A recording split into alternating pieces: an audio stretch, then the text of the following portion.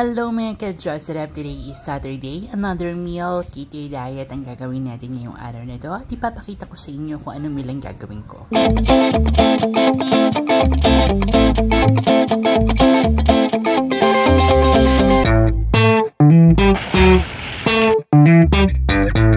Ayan mga ka-Jocerap, meron akong 4 na pork chop dito. Lalagyan na natin yan ng asin at lalagyan natin ng paminta na powder. Depende kasi sa kakainin natin na low carb diet kung ano-ano ba yung mga activities na ginagawa natin. Dahil kailangan talaga natin ng protein at iron kaya kakain tayo ng meat. Pero hindi naman yung 4 na yan is kakainin natin lahat. Actually, yung 2 lang yung kakainin ko. Tapos yung the rest na 2 is itatabi ko na lang muna. Nag-jogging kasi ako at nag-exercise ako mga ka-Jocerap, okay?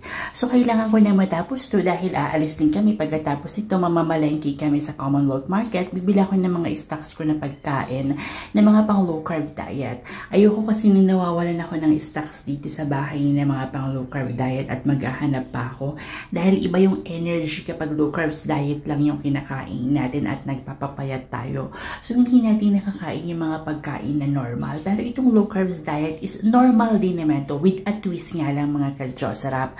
Bawas yung sugar at talaga namang masasabi nyo na magiging healthy living person kayo. Okay mga ka-Jocerap, so ayan na nga, kinigisa ko na yung repolyo. Nagisa ko ng repolyo, meron yung sibuyas. Tapos, itong kakainin natin, sobrang sarap. Yan, special to para sa akin. Pakikita nyo kung ano yung gagawin ko. Yung mantika pala ng pork chop is hindi ko na inalis dahil yung mantika na yun is olive oil. After yun mga ka-Jocerap, inalis yung pork chop, ginisa ko yung bawang natin. Sibuyas pala. At itong repolyo, hinaluan ko rin ng bago beans. Ayun mga ka-Jocerap, natapos na at ito na ang meal ko ngayong araw na ito ng umaga ng Sabado. Okay, papakita ko sa inyo kung anong itsura at ang sarap-sarap. Siyempre, kahaluan din natin yan ng pipino. Okay mga ka-Jocerap, ito na yung pipino natin. Kung nakikita ninyo, hihiwain ko to. Okay, hindi ko na rin pala inaalis yung balat kasi yung balat na yan is yung makakapagbigay din sa atin ng sustansya. Actually, nandyan din talaga yung pinaka-vitamins niya eh. Sa ibang bansa kasi hindi na nila inaalis yung pipino, yung balat ng pipino.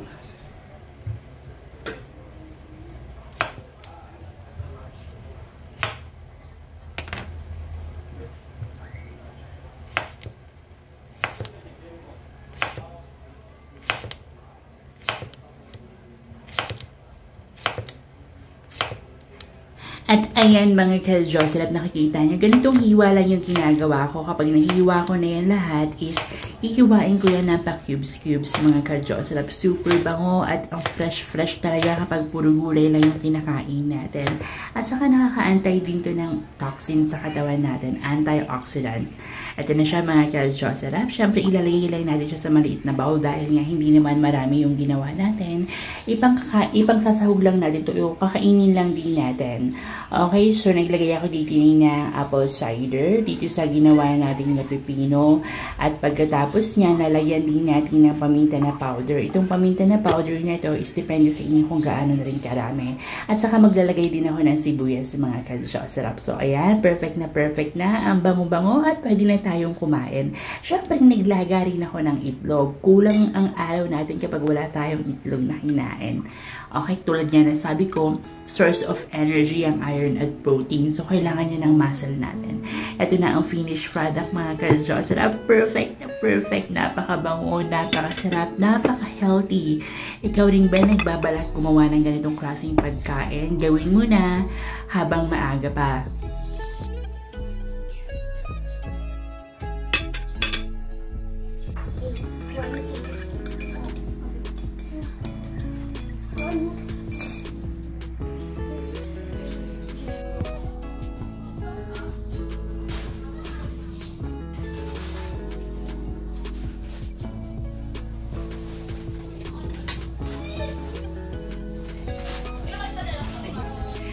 Ayan mga ka-Josarap, kakadating ko lang, galing kaming Commonwealth Market at namili ako ng mga pagkain namin stocks dito sa bahay. Siguro tatagal na ito ng 2 linggo.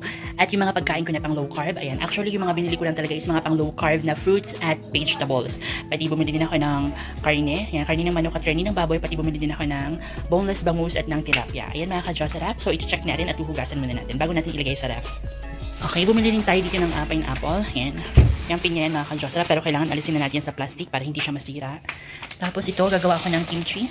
Ayan, ito yung ano natin, Baguio Petchay. So marami akong binili na ganito dahil nga halos ito lang yung kinakain ko.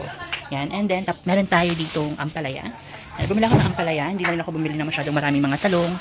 Ayan, tapos meron ako ditong apple at orange. Okay? And then, meron tayo ditong sayote. Ayan, may sayote tayo. Okay? Perfect. Tapos meron akong labong. Ayan, bumili ako ng labong. Ilagay natin yung labong dito kasi medyo mapanghiyan. So, hugasan natin yan. Tapos ito, meron tayo ditong, ayan, cabbage na repolyo. Cabbage na repolyo pa. O, di ba mga sarap.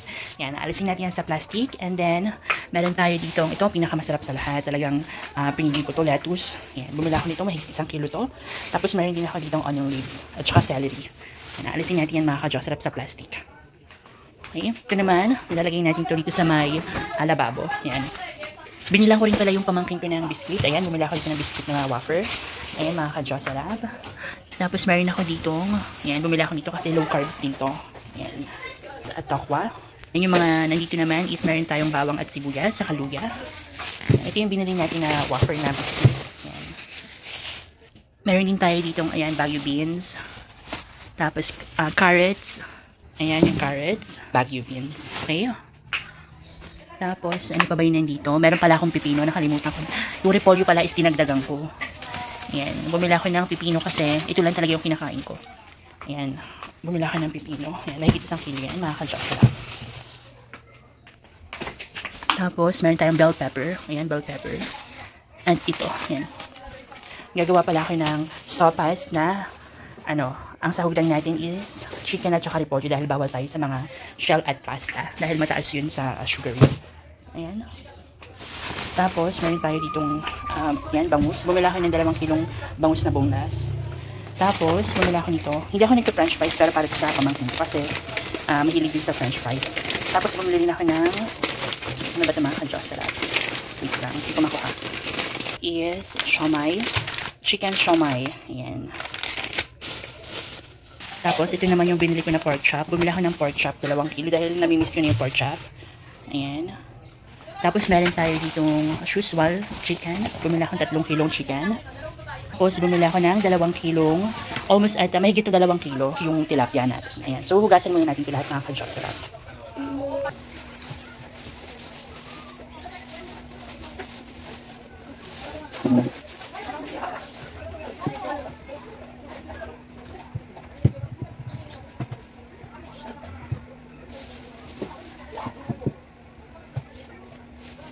Ito na yung mga pinamili ko mga ka-Josarap. Tignan nyo naman ang ganda-ganda, ang healthy.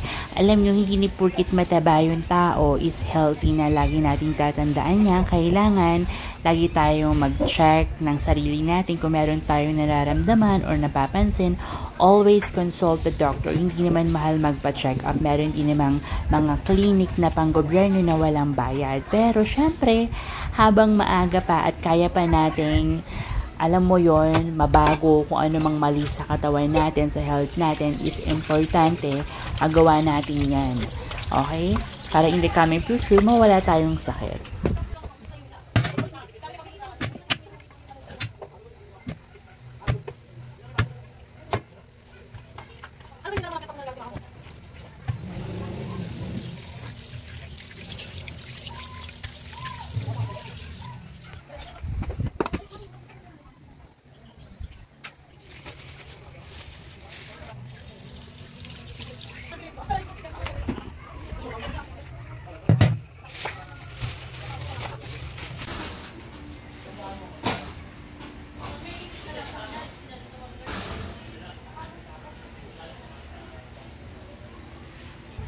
Ayan na mga ka-Josarap, yung mga pinamili natin at ready na para ilagay natin sa ref.